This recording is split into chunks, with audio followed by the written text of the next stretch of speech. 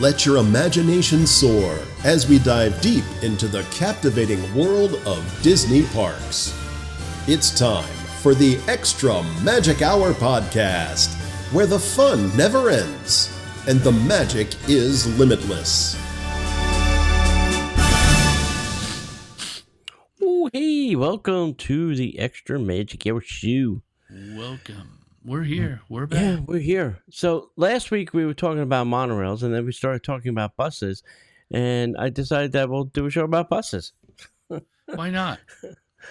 And then I started seeing pictures of some of the old buses. Oh, I was like, oh, those are some weird-looking buses we had back in the day. You know? Remember the old brown, orange little fishbowl buses that we used to have? Yeah, it's crazy stuff. Possibly. That was a little bit early maybe for me. Too early for you, Mr. James? Yeah, just a little bit. Just a little bit. Just a little bit. Yeah, I'll talk about it now. So, a long time ago in a far off land, I went to the Disney. It's like the expo, but it takes place at Walt Disney World. I forgot what the hell they call it. Anyway, I went to that, and they had this whole presentation, not a whole mini presentation on what they were thinking about doing with the buses. I was like, oh, that's pretty cool. And they said, we have a prototype out front, so when you're getting your lunch, when you're done with your lunch, you can go check out this prototype bus. It's called the Sorcerer. I'm like, oh, that's pretty cool. It was very cool inside. The only thing that ever came out of that bus that we have today are chargers in the seat. Everything else never made it to a bus. Chargers, was it Wi-Fi too or no? It had Wi-Fi. It had interior lighting. That it had Disney music in it that changed. Well, the Disney music would change based on its location. Like it would play Magic Kingdom princess music. It was near the Magic Kingdom. Okay. Or Or it would play Lion King stuff. It was going towards the Animal Kingdom. And the interior light would then also be in sync with the music. So if it was playing Lion King stuff, it would be like orange. If it was playing something from Cinderella, it would kind of have a blue glow. It was very cool. But none of it ever materialized in a bus, except for the chargers, like I said. The seat chargers were the only thing we got. They're like, oh yeah, we could do that. That's cheap. That's easy. Everything else, psh. So everything else, no luck. Sorry. Yeah, no, and so you have to ask yourself, well, what did they do with the bus? Did they dismantle it? Are they using it for, I don't know, cast member events or something? What are they doing with it? So, but anyway. All right, let's get started. Like I said, we're going to talk about buses. So for more than 5 decades, Walt Disney World buses have been quite the workhorses, keeping the magic moving. Long before there was a Skyliner and monorails, or app-based arrival times were part of the picture. What started out as a modest fleet in beige and green, and look at those pictures, those were funny, shuttling guests to the Magic Kingdom has grown into one of the largest, most advanced transportation systems in the planet. From the roaring diesel Fishbowls of the 70s to the whisper quiet electric fleet on the horizon, the story of WD buses is really the story of how Disney keeps evolving, moving millions of guests with efficiency and comfort.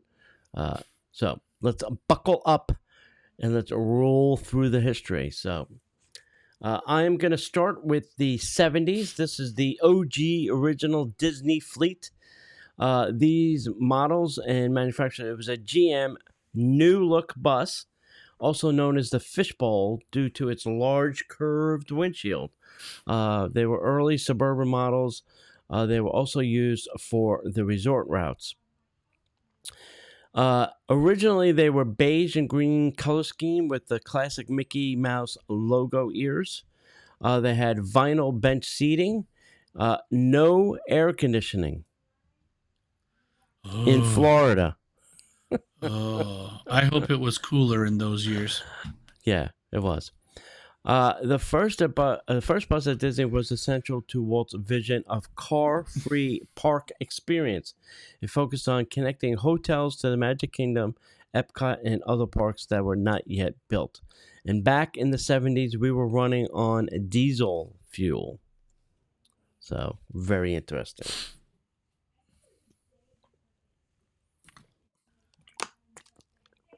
We'll trot over to things I do remember.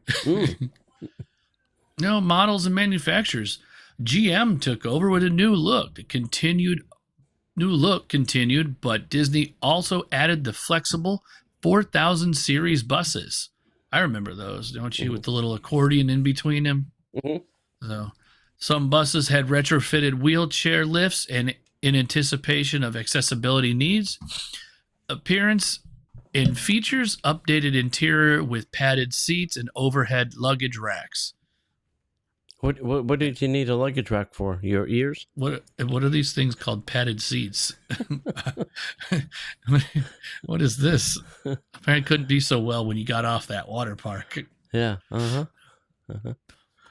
Bus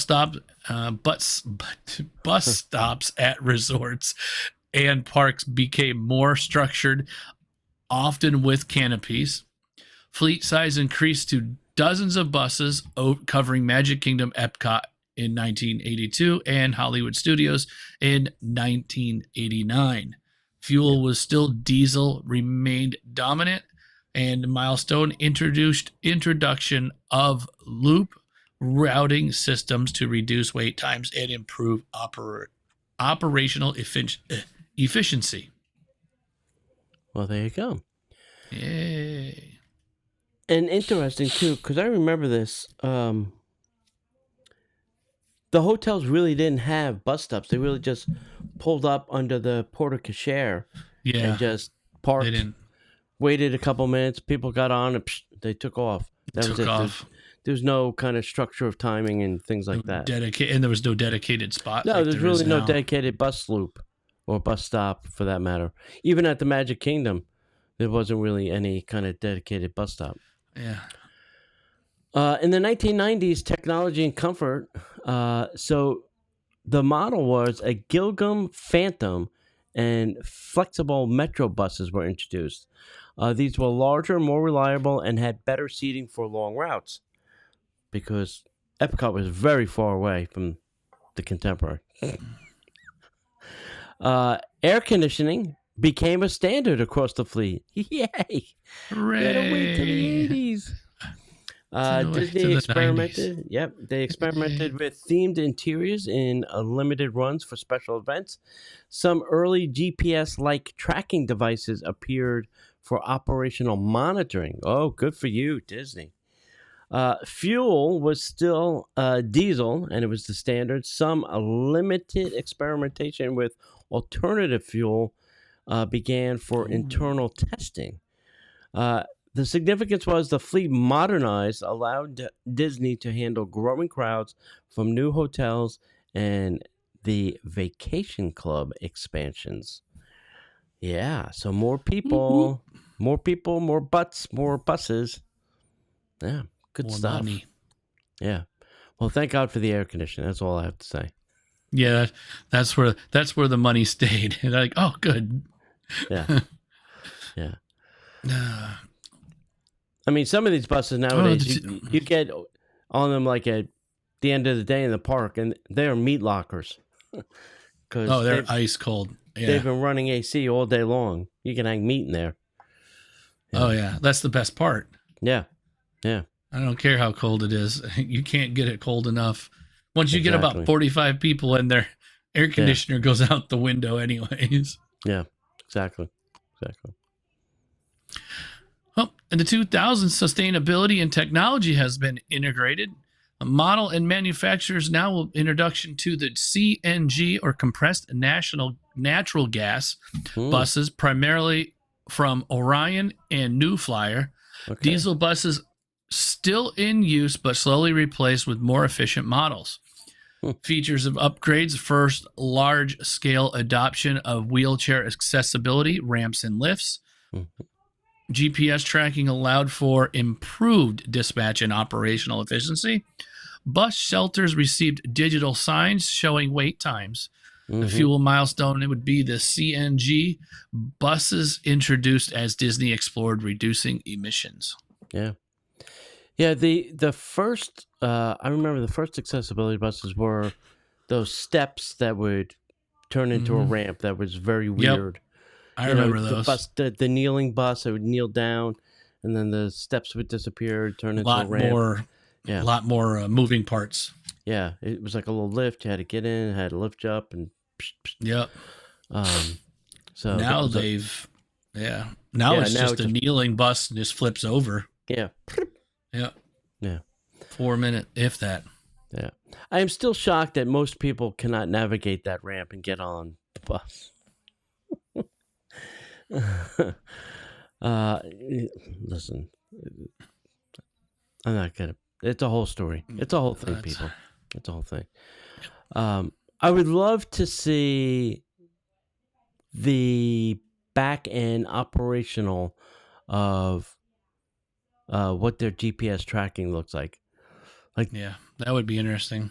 Like, is somebody in the Epcot Security Center? Was it not the Epcot, the Magic Kingdom, behind the Magic Kingdom, in the Security Center? Somebody sitting with a map monitoring all the buses. Like, it's the bus transportation manager sitting there. They don't call them ATC. They just call them BTC, bus traffic control. Yeah. All he sees is arrows going everywhere. Yeah. Because I think nowadays they do have a panel right by the driver, and it does tell him where he's going next. I don't. They can say, if somebody's running like contemporary to Disney Springs and they need all of a sudden buses to go somewhere else, I'm sure the manager can say, hey, send them a new destination. We've all seen the signs changed on the bus just randomly. Yeah. So it goes into test and then it takes off and it changes on the road. Yeah. So I'm sure somebody in operations can make that call. Back in the day, it used to be radios. They used to have radios. And I've also noticed now that some of the new buses, not only do they have the panel, but they also have a telephone handset. So they can even call for help or call whatever. So it is evolving. It is evolving. I think in the original buses, I think if I remember correctly, to change, they always had like the, I guess like a dot matrix digital sign on the front of the bus to tell you where it was going. Yeah. I think in the old ones, they had like switches up there on the inside, right? They'd flip them to change it. It was a knob. It was like was it a knob in the beginning? Yeah, okay. It was like that. They had like 3-4 things on it, and they would flip through to the right thing. Click, click, click, click, click. Yeah. Maybe they moved to switches afterwards then, because I think I remember switches at one point in time. They probably did when they modernized them. And here's the other thing too that I feel it made the bus trip more interesting, I guess. Back in the day, I remember getting on the bus and the bus driver telling jokes, talking about Disney history, telling us facts, playing games. I mean, all from the driver's seat, And they had a microphone that would, come down and be like, all right, kids, hey, can anybody tell me what blah, blah, blah, blah, blah. And I was like, oh, this is cool. And kids would be screaming out things and yada, yada. It was, there was music back in the day. Now the bus is silent. First of all, everybody's on their phone. Yeah. If there is music, you can barely hear it. Put it that way. I've been on, recently was on a bus, and you were too, and there was nothing on there. The only thing, everybody was just on their phone. The only glow in the bus was everybody's phone. So I don't know. I think they've sucked the joy out of the bus a little bit. A little bit. All right, so 2010s, we hit the hybrid era. This is now a hybrid diesel electric bus from Gillig and New Flyer. Disney also modernized its diesel fleet with low emission engines. I feel like this might have been the time that they went to French fry oil fuel, that biodiesel. Yeah, I feel like this is the time they did that. Some features: USB charging ports began appearing for guests for your convenience. Obviously, you can plug in; it's right underneath your seat. Mobile app integration allowed guests to see estimated arrival times. You can do that in the My Disney Experience app. Staying at a resort or even at the resorts, they have TV screens, and you can see when the next bus is going to be there from go to wherever you want to go. They started wrapping the buses for holidays, new rides, or special events. That became a hot thing. I think I don't know of any bus that's not wrapped these days. I think they're all wrapped, right? Let's see. Also, the fuel system. Yeah, I don't think there's a single bus that isn't wrapped at this point. Yep. So the hybrid something. Yep, the hybrid buses reduce emissions and fuel consumption significantly, leading to measurable environmental impact reductions. And it's interesting to talk about measurable environmental impact reductions. So I know a manager had told me once that the resorts and park managers get a bonus based on how much measurable environmental reductions they can save the company. So it's a gain for them in how much they can do to prevent the impact to the environment. It's a game. So they're always moving buses around then to make sure they save. Yeah, and parks as with much trash fuel and stuff. Yeah, it's a game. They've gamified it for the managers. So and put jingling-a-ling in their pockets. Well, money's always a good incentive. It does happen. So. Oh, as we catch up here soon to the 2020s now, the digital optimization and eco magic. Models and manufacturers or more hybrid buses are introduced. Early testing of fully electric buses are underway. Some features and updates now would be real-time GPS tracking fully integrated with the My Disney Experience app. Advanced route optimization software reduces wait times and fuel consumption. Wi-Fi enabled buses for guests. Continued focus on accessibility with ramps, priority seating, and stroller space. And fuel milestone now would be transitioning from hybrid testing to planning full electrification in the next decade. Yeah. I think that's the next big thing for them. That's the next big thing. But here's my magical question. All right, a bus is a pretty big thing. Like we'll say your car, Mr. James, is a Tesla. It has a battery that sits, in between the wheels. It's a full size length of that vehicle for that. Yep. But for a bus, that's obviously a lot bigger. But you're also not driving your car 18 hours a day, where a Disney bus is, from 9 o'clock in the morning till, 1 o'clock in the morning. Yeah. I don't know if it'll be a zero. I mean, look, can they get a whole day out of one charge? I don't know. It would be definitely a thing to think about. And first of all, who the manufacturer is going to be. Second of all, what grade, and this might be the reason why. I mean, you're going to read this part in a minute, but the milestone says between 2030 and 35. Obviously, we are only in 2026 here in another couple of weeks. Yeah. And this might very well be why the technology is there, but the batteries have not evolved enough to get to the stage we need it to get to. They're getting better by every year. Right. I mean, every half a year they're getting better. Right. I mean, the car I currently own is over the last, I don't know, since they've started, I think they've significantly increased battery life, probably by 100-fold every time. So, yeah.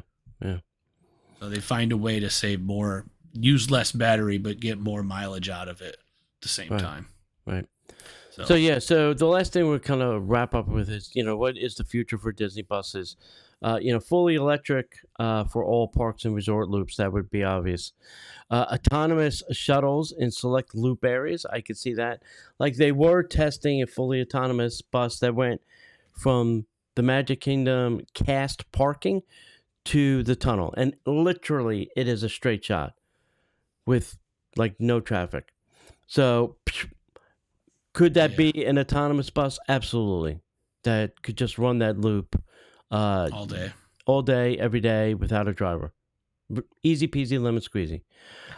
Could it be autonomous for some of the internal buses, such as Fort Wilderness, Saratoga Springs? Could there, even New Orleans and Portland, could there be that internal loop bus that just went around to take you to the bus that takes you out to a park? Could that be an autonomous bus? Would Disney be bold enough to take the driver out of the seat? I don't know. I think if you were autonomous, honestly, like you said, autonomous would be work if you created a bus loop outside of Old Key West. Because like you said, that is the older hotel of a lot of them. Those are narrow. Yeah. Those roads are real narrow for even buses. I don't know how they make those turns. Yeah. So I'm sure some Disney lawyer would say, no, you're not going to take the driver out of that seat because somebody has to hit the brake. when a stupid child jumps in front of the bus, somebody has to stop the bus. Well, they can always put one there assisted. Just, hey, just in case. Or could they be autonomous and remote where somebody is sitting back in a building just behind the steering wheel and the brake in case something does happen, they can, hit the emergency brake. With a giant RC car? Yeah, exactly. The other thing is, too, will they ever get to solar-powered bus shelters and energy-efficient climate control? Will they have more themed interiors for a more Disney experience, like I'm saying with the Sorcerer bus that has probably been sitting somewhere? So all those things are, things that I'm sure Disney is working on. And they're going to completely move away from diesel and CNG. If you don't know, too, by the Ticket Transportation Center, there's the, I can't think of the name of it, car place, where you can rent cars on Disney property. The Alamo or whatever you want to call it, the Enterprise. Yeah. That's where the service center. Yeah, the service center. The Car Plaza Service Center. That's where all the Disney buses go to fuel up. So if you've ever seen all the buses going there, they fuel up there. There is another smaller place by the bus maintenance behind the Magic Kingdom. There is a gas pump back there, but there's only one where the one up front's got like 6 of them or something like that. So there is one in the back by the maintenance, obviously, but the primary is the Car Plaza by the TTC. So maybe that will just go away. Maybe that'll just be all, I don't know, charging ports. They'll just be plugging in buses. Maybe at that point they'll put in superchargers for us electric vehicle people that like to charge our cars in the park or when we park our car. That'd be nice. Yeah. Interesting. Yeah. So who did it? Disneyland Paris with the covered parking and the solar. Yeah. Hello? Paris has it, and then obviously one of our parent parks here, not parent, but Universal did it. Yeah, has them. Yeah, it's not a lot, but they do have it. Completely no brainer. Duh.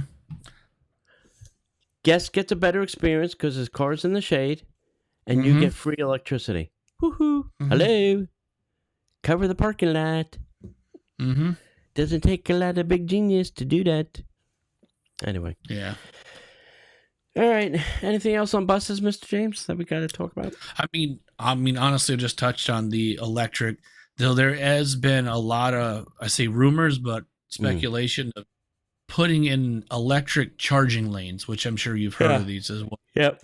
So this might also be, I mean, obviously, if they go this route, obviously we already have the bus lane for Disney Springs and whatnot, but if that's the route we'd have to go, then you might see another construction down these roads so you can bore a better lane for them to stay consistent. It may not be a lot, but it'll at least hold. Can the Tesla charge that way?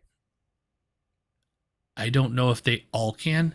I don't know any car that can. But I think I heard there's one state that have already put in a lane. Detroit. But I don't know what car. Yeah, was it Detroit? I thought I heard, But I don't know what cars are acceptable. Can charge that way. I don't think mine can. It's too old. Yeah. When I say old, it's 2021, but I doubt the features are even installed in it. Yeah. And Chevy is bringing back the Bolt. They got rid of it, now they're bringing it back. And this will have, I think, a tiny smaller battery than the OG, but it will be able to charge your house. So it's two-way.